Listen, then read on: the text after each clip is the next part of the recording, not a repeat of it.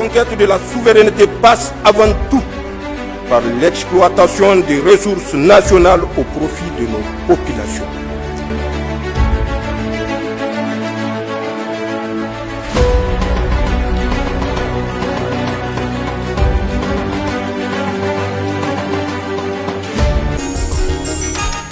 Bonsoir.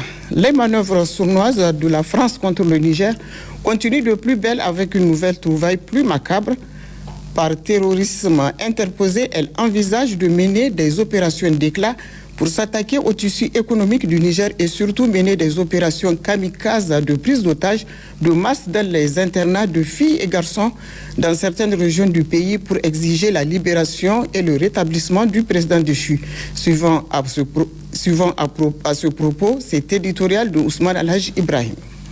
Après l'échec de sa marionnette CEDEAO, après l'échec de son infiltration des ONG et autres agences internationales, après l'échec de son infiltration des organisations de la société civile et de certains syndicats, après l'échec de sabotage des pipelines pour détruire l'économie du pays, après la création du groupe terroriste Lakurawa, après donc toutes ces manœuvres sournoises révélées d'ailleurs au grand jour par le président du Conseil national pour la sauvegarde de la patrie, chef de l'État, le général de brigade Abderrahmane Tchani, à l'occasion de sa récente interview exclusive accordée à Télé Sahel le 25 décembre 2024, la France, qui n'a jamais reculé, revient cette fois-ci avec un autre plan plus macabre, l'opération Chibok 2014. Oui, vous avez bien entendu, opération Chibok. De quoi s'agit-il? Le 8 janvier 2025, plusieurs responsables de Boko Haram se sont rencontrés dans le lit du lac Tchad, côté Nigeria, plus précisément à Tombong Kassa. Malam Ali Ibrahim, Yalambou, Boula Machadi, Malam Ismaël, Bachir Okacha, Madou Bachir, Malam Sagir, des noms qui ne vous disent pas grand-chose, mais qu'il faut retenir, ont pris part à cette réunion dirigée par un certain Habib, adjoint de Abou Hafiz alias Bachoua. À ces personnes se sont ajoutés des représentants de la France, du Bénin, du Nigeria et d'une puissance occidentale, entre autres. Ils sont tous venus du Nigeria à bord de 5 véhicules Toyota Hilux de couleur blanche. Une des Toyota transportait des munitions et autres matériels pour le besoin des opérations en cours de préparation. Ces invités d'un autre genre ont été accueillis par les combattants de Boko Haram entre Koukawa et Gadjiram avant d'être escortés jusqu'au lac Tchad à Tombong Kassa le 6 janvier 2025 où la rencontre a eu lieu 2 jours après, c'est-à-dire le 8 janvier 2025 entre 14h et 16h. Ils sont répartis à bord de 2 véhicules en laissant les 3 autres véhicules aux terroristes. 2 points étaient inscrits à l'ordre du jour de cette rencontre. Passage en revue des termes de leurs accords, planification et conduite des opérations qu'ils vont incessamment mener contre le Niger. En ce qui concerne ce dernier point, 2 scénarios seront bientôt exécutés. Le premier scénario est en lien avec l'approche du mois de Ramadan, une période de dévotion et surtout de privation pendant laquelle les musulmans auront besoin des conditions nécessaires pour mener à bien leur jeûne. Pour casser leur résilience et porter atteinte à leur foi, la France, par terroristes interposés, envisage 1. De détruire le tissu économique national à travers le sabotage du pipeline pour asphyxier économiquement le Niger et de manipuler certains opérateurs économiques pour provoquer une flambée des prix des denrées alimentaires de première nécessité à l'approche de ce mois béni de Ramadan. De conduire des opérations de kamikazes, des prises d'otages de masse au niveau des internats des filles et des garçons dans les écoles du Niger en vue d'exiger la libération et le rétablissement du président déchu à son ancien poste. En cas d'échec des négociations, le massacre des élèves en diffusion directe a été ordonné par les autorités françaises. Certaines régions ont été ciblées pour mener ces opérations et les kamikazes déjà désignés et formés à Tombong Kassa. Pour ce faire, la France et ses sbires, en plus de l'armement et des munitions, ont fourni des ceintures d'explosifs en grande quantité et des matériels électroniques nécessaires à la diffusion et à la mise à feu de ces explosifs. Compte tenu du caractère suicidaire de ces opérations, 3 milliards de francs CFA ont été remis aux familles des kamikazes. Face à cette volonté maladive, sournoise, malveillante et inhumaine de la France impérialiste, comme l'a si bien dit Macron à sa dernière sortie médiatique en décidant de ne plus être gentil et poli vis-à-vis de l'Afrique, nous interpellons l'opinion publique nationale et internationale, nos partenaires stratégiques, l'Union européenne, le système des Nations Unies dans son ensemble et tous les pays épris de paix et de justice pour mettre un terme définitif à ces dérives néocolonialistes des autorités françaises. Nous appelons enfin, une fois de plus, le vaillant et résilient peuple nigérien à plus de vigilance et à 1. Dénoncer toute personne suspecte, 2. Dénoncer tout acte suspect dont il sera témoin, 3. Multiplier les prières et invocations et enfin 4. Informer les autorités les plus proches ou appeler les numéros 40-40 pour les fans, 40-00 pour la gendarmerie et 83-83 pour la police nationale. Série d'audiences à l'agenda officiel, le président du Conseil national pour la sauvegarde de la patrie, chef de l'État, le général de brigade Abdraman Tiani, a reçu successivement ce jour 15 janvier 2025 le représentant spécial du gouvernement chinois pour les affaires africaines et le ministre des Maliens établi à l'extérieur et de l'intégration africaine. Ces deux rencontres avec le chef de l'État ont un même objectif, celui de solidifier les relations de coopération entre le Niger et ces deux pays. Compte rendu Abdoukarim Mambarmou et Askou Jibrila. La première audience de ce 15 janvier 2025, le chef de l'État, le général de brigade Abdraman Tiani, l'a accordé au représentant spécial du gouvernement chinois pour les affaires africaines, Liu Yuji, qu'accompagne l'ambassadeur de la République populaire de Chine au Niger, s'est entretenu avec le chef de l'État sur les liens de coopération et d'amitié qui existent entre les deux pays.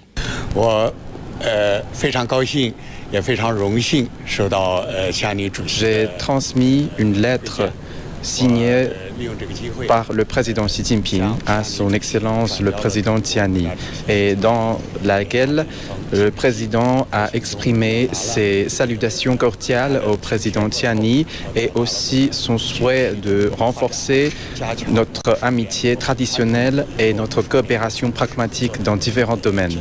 En septembre dernier, le sommet de FOCAC s'est tenu avec succès à Pékin. C'est un sommet important. Et lors de ce sommet, comme convenu entre nos deux chefs d'État, les relations sino-nigériennes ont été portées au niveau du partenariat stratégique. Et en faisant cela, les deux chefs d'État ont fixé le cap pour renforcer notre coopération dans différents domaines. Je suis vraiment heureux de voir son Excellence le président Tiani et au gouvernement nigérien, grâce à leurs efforts, le Niger a obtenu de grands résultats en ce qui concerne la préservation de sa stabilité, la paix et la souveraineté. Et de nombreux résultats ont été obtenus dans le développement économique. Nous aimerons également de mettre en œuvre un consensus important dégagé lors du sommet et nous entendons travailler à mettre en synergie ces consensus avec les stratégies de développement du gouvernement nigérien pour favoriser notre coopération dans le domaine du développement et en vue d'améliorer le bien-être de la population. Nous travaillons également à promouvoir notre coopération dans le domaine de l'infrastructure, de l'agriculture, de la santé et dans le domaine de sécurité et aussi encourager notre coopération entre les entreprises. Je suis convaincu que grâce aux efforts conjoints de nos deux parties, notre coopération d'amitié auront de belles perspectives devant eux. Pour la deuxième audience, le président du CNSP, chef de l'État, l'a accordé au ministre des Maliens établi à l'extérieur et de l'intégration africaine, Moussa Ag-Ataher, présent à Niamey dans le cadre de la célébration de la journée nationale de la souveraineté retrouvée, commémorée hier par la communauté malienne vivant au Niger, est venu présenter ses civilités au général de brigade Abdraman Tiani. Nous avons eu l'immense honneur d'être reçus cet après-midi par son Excellence le président du chef de l'État, le général Tiani, pour lui faire le compte-rendu de notre séjour ici à Niamey depuis quelques jours. Nous sommes venus dans le cadre de la célébration de la journée de la souveraineté retrouvée, donc qui est fêtée chaque 14 janvier au Mali. Mais cette année, dans le cadre de l'AIS, nous avons décidé de venir célébrer cette journée de la souveraineté retrouvée au Niger, avec la communauté malienne qui vit au Niger, avec l'ambassade, mais au-delà, avec aussi les populations de l'AIS, parce que, comme vous le savez, tout ce qui est entrepris dans le cadre de l'AIS prend beaucoup en compte les aspects de souveraineté. Je pense que tout le combat qui est mené aujourd'hui dans le cadre de l'AES, c'est un combat de souveraineté de nos pays, de nos peuples. Et c'est pourquoi, connaissant l'engagement aussi des autorités du Niger sur ces aspects de souveraineté, nous avons décidé de venir célébrer cette journée à Niamey.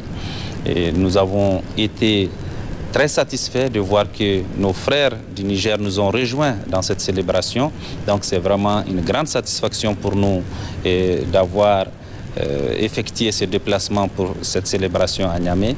Je tiens à remercier du fond du cœur le président, le général Tchani, pour tout ce qui a été fait pour que notre séjour se passe bien.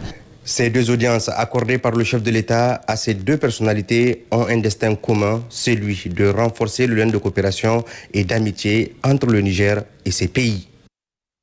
Le Premier ministre de l'économie et des finances a regagné Niamey cet après-midi même. Ali Maman Lamine Zaine, à la tête d'une forte délégation ministérielle, a effectué une visite à Médine, à Riyad et Jeddah en Arabie Saoudite, où il a pris part à des rencontres et aussi prié pour le Niger et son peuple dans les deux saintes mosquées. Il a été accueilli par le ministre d'État, ministre de la Défense, le général des corps d'armée, Salifou Modi.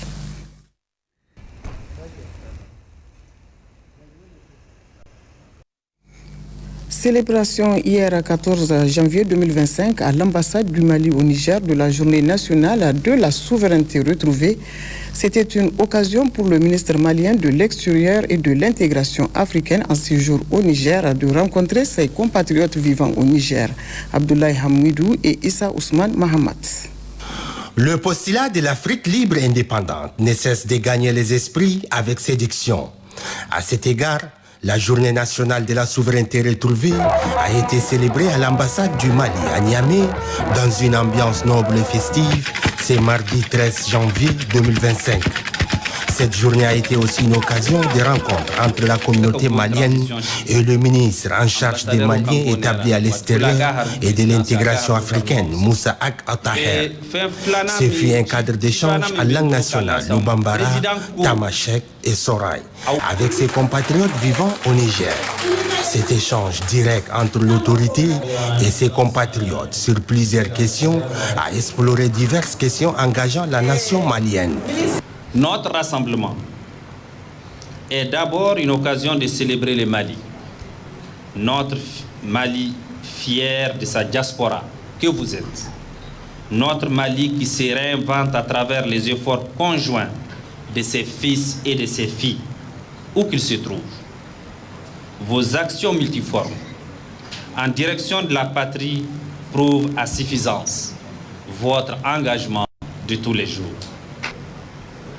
Le Niger est devenu votre deuxième nation et il constitue l'un des partenaires les plus importants pour notre pays avec la création de la Confédération de l'Alliance des États du Sahel, émanation de l'expression de nos vaillants peuples.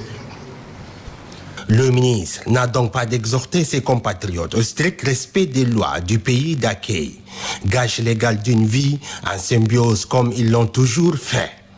Moussa Attaher a rendu un vibrant hommage au président du CNSP, le général de brigade Abdourahmane Tiani, pour son leadership. En effet, ce leadership est illustré par le fait que c'est la première expérience pour le diplomate malien d'être exempt de tout problème avec une diaspora, du haut de son exercice d'homme de terrain attaché aux valeurs de l'intégration régionale. Nous avons décidé d'aller à la rencontre de nos compatriotes qui vivent à l'extérieur. Nous avons commencé avec un certain nombre de pays. Mais je suis tellement heureux aujourd'hui d'être ici parce que c'est la première fois depuis que j'ai commencé à aller à la rencontre des Maliens établis à l'extérieur, que je viens trouver la communauté malienne dans un pays en dehors du Mali, mais qui ne rencontre aucun problème d'un point de vue administratif. Et ça, c'est grâce à l'esprit de solidarité, de fraternité des autorités nigériennes, en tête desquelles le chef de l'État du Niger, le général Tchani, à qui je voudrais, Excellence, Monsieur l'ambassadeur, chers compatriotes, je voudrais que vous vous joigniez à moi pour qu'on rende un hommage vibrant à son Excellence le général Tchani pour tout ce qu'il apporte pour les Maliens qui vivent au Niger. Il faut le dire, le pays de la Confédération des États du Sahel constitue un espace convaincu grâce aux braves dirigeants en ayant les commandes. Cette conviction se situe au carrefour de la formule de prospérité retenue comme soubassement de l'émergence de l'unité. Tel un sacerdoce d'une communauté de destin bien choisi. Du reste, en marge de cette journée, plusieurs Maliens se sont retrouvés à l'ambassade pour fêter en famille, répondant donc présent à un appel ramenant en surface une fraternité digne du 3e millénaire. Un millénaire jalonné par diverses tentations, des fissures et des déstabilisations de peuples sahéliens. Dans le cadre des contributions aux forces de défense et de sécurité aux familles vulnérables et à l'emploi des jeunes, la présidente du Fonds de solidarité pour la sauvegarde de la patrie a reçu ce matin des appuis des bonnes volontés. Compte rendu, Jamila Amadou et Souleymane Wali. En cette matinée du mercredi 15 janvier 2025, il s'est agi de 2 gestes symboliques des patriotes engagés pour la sauvegarde de la patrie. La première est celle de M. Mohamed Garba, ayant contribué à hauteur de 2000 francs CFA. Puis celle de Fada Flo Germain, 6 à la petite porte, avec une enveloppe de 20 000 francs CFA. Je suis venu de Douti pour donner ma part de la contribution. Parce que si on parle de la contribution, on parle de l'union. Et si on parle de l'union, on parle du courage. Et si on parle du courage, on parle aussi de la force. Alors, je suis venu pour donner ma part de la contribution. Et je profite de ça aussi pour parler aux citoyens de venir aussi donner leur part de la contribution pour qu'on ait un Niger meilleur. Je suis là aujourd'hui pour apporter la contribution de la FADA Flo Germain Petite Porte. Ils ont contribué à un montant de 20 000 francs au Fonds de solidarité. Ils profitent aussi de l'occasion pour saluer vraiment les activités que mène le président du CNSP, son Excellence Abdrahman Kiani, et Madame la Présidente des Fonds de solidarité. Ces gestes illustrent parfaitement l'engagement de la population à accompagner les actions du Conseil national pour la sauvegarde de la patrie, CNSP, dans sa quête de souveraineté dans le cadre de la refondation. Suite à l'appel lancé par l'ambassadrice de la lutte contre les décès maternels et périnatales évitables, Mme Barareki Germakoy, une équipe de bonne volonté s'est manifestée pour répondre positivement à travers des gestes concrets. Jamila Amadou et Souleymane Wali. 14 000 femmes des régions d'Agadez, Tawa, Niamey, Tilaberi et Dousso, du groupement des associations dénommées Bunkassar Mata de Matassa, ont mobilisé une coquette somme de 2 201 850 francs CFA ce matin, en répondant promptement à cet appel pressant lancé lors du Téléthon organisé dans l'optique de lutter contre le décès maternel et périnatal évitable. Nous sommes là aujourd'hui au nom de l'équipe 2M. Nous sommes venus ici apporter la contribution de 14 000 femmes qui ont pu mobiliser leur contribution dans le cadre de la lutte contre les décès maternels et périnatales. La contribution est d'une valeur de 2 201 850 francs. Le deuxième geste provient du comité directeur de l'Union des scolaires nigériens qui a senti la nécessité de donner sa contribution d'une enveloppe de 500 000 francs CFA. Notre organisation, elle lutte aux côtés des masses laborieuses, mais aussi et surtout c'est une organisation qui a un rôle social. Voilà qu'aujourd'hui un phénomène prend de l'ampleur dans notre pays, un phénomène qui touche chaque famille parce que aujourd'hui les statistiques sont alarmantes relativement aux femmes qui donnent naissance aux enfants. Voilà des statistiques aujourd'hui qui nous interpellent tous et c'est pourquoi à notre niveau nous avons dit cet élan est patriotique, cet élan n'est-ce pas de venir en aide aux femmes qui donnent naissance aux enfants. L'Union des scolaires nigériens doit être là. Nous sommes venus apporter notre modeste contribution d'une somme qui s'élève à 500 000 francs CFA. Et enfin, la contribution d'un jeune patriote à hauteur de 10 000 francs CFA. La raison pour laquelle je suis venu en tant que citoyen apporter cette contribution, c'est parce que j'ai relevé un constat. Un constat selon lequel le président de la République, chef de l'État, le général de brigade Abdourahmane Tchani, a déployé tout ce qu'il habite du courage, des sacrifices et de détermination pour réduire les soins de santé, alléger les soins à l'ensemble de la population et faire de l'accouchement une gratuité. Raison pour laquelle j'ai pris conscience et je suis venu donner ma modeste contribution qui est de 10 000 francs pour que cela soit une continuité. Selon ces contributeurs, le phénomène du décès maternel est plus qu'inquiétant au Niger, vu le nombre important enregistré tous les jours de les formations sanitaires. C'est donc, selon eux, une affaire qui concerne toutes les couches sociales afin de réduire sensiblement ces cas. Nous l'annoncions dans les titres. La radio-télévision du Niger RTN a dans le cadre... La conquête de la souveraineté passe avant tout par l'exploitation des ressources nationales au profit de nos populations.